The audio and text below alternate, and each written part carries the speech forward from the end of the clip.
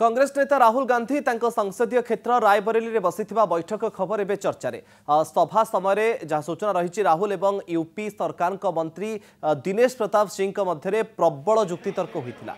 राहुल गांधी बैठक में कहते से दिशार सभापति तेणु तांकु पचारिबा परे ही आलोचना करा उचित। यह उपरे मंत्री दिनेश प्रताप सिंह पालटा जवाब देते जितेबले तुम लोकसभा बाचस्पति कथा मानिब नहीं तेबे मु एठारे तुम कथा मानिबा बाध्य नुहे।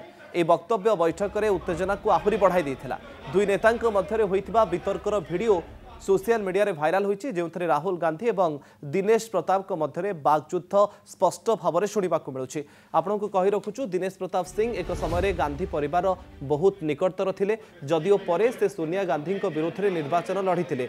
बैठक में अमेठी सांसद केएल शर्मा एवं राज्य मंत्री दिनेश प्रताप सिंह समेत अनेक जनप्रतिनिधि उपस्थित थे। गणमाध्यम को दिनेश प्रताप सिंह कहते राहुल गांधी परिसर बाहर एक बैठक करने को चाहते।